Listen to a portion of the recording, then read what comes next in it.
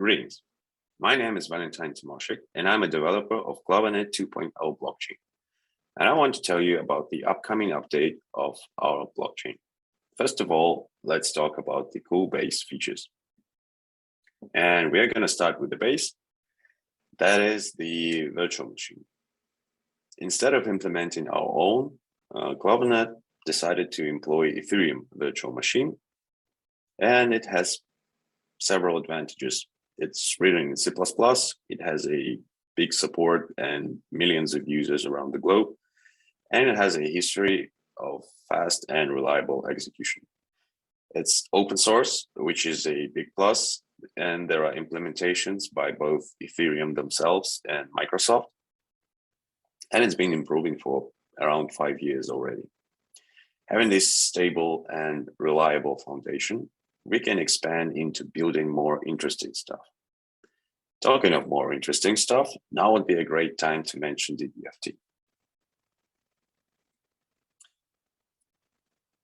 Okay, so what exactly is DBFT? The acronym itself stands for Delegated Byzantine Fault Tolerance. Pretty much any person that had a computer science class probably heard about the Byzantine generals task, and those are kind of related. Of course, you can read more about that, but I'm not going to mention it right now. DBFT is one of the ways to power blockchains. The other ways that you might know, and they are well known, is the proof of work, which basically means you can trust me because I did a big computation, and proof of stake, which is you can trust me because I have a lot of coin. DBFT allows large-scale participation in a similar way to delegated proof-of-stake consensus. The concept can be explained like this. Token holders have the right to vote for delegates. Anyone fitting some custom arbitrary requirements can become a delegate. And with the use of random, a speaker is chosen amongst the delegates for each block that needs to be created into the blockchain.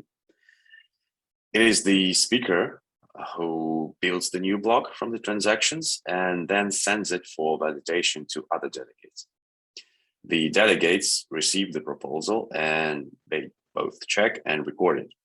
The block is added to the blockchain if more than 66% of the delegates reach a consensus and validate. The voting happens in real time. And through the use of this algorithm, corrupt speakers or delegates they are marked as dishonest for future use if the voting process showed that. And since the delegates are not anonymous and all token holders can vote, it is quite impossible to achieve control over 2/3 of the network. This implementation, it allows us to reach an estimate of around 3,000 transactions per second.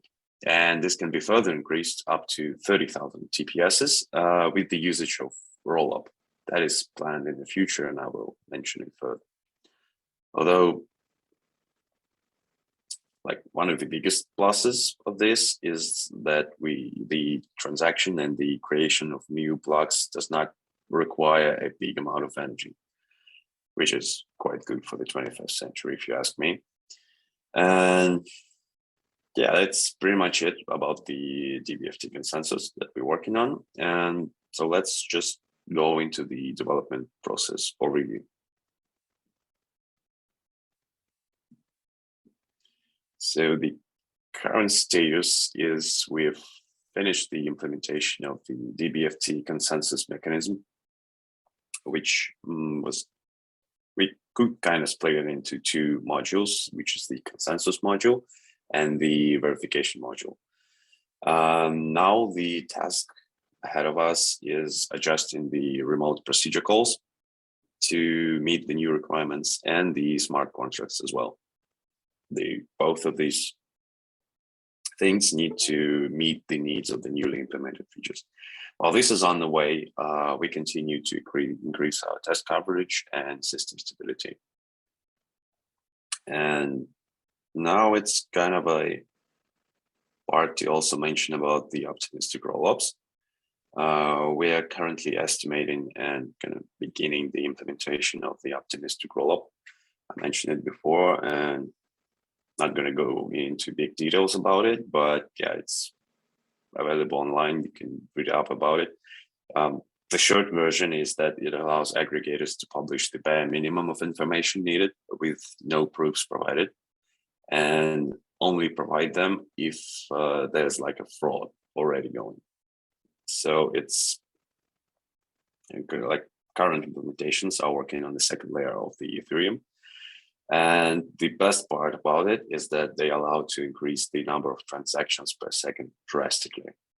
Like I mentioned before, it's basically tenfold. So yeah, 30,000 transactions per second is quite the number. And I believe that is it. That's the show of our development process, the quick overview, the status, whatever you might call it.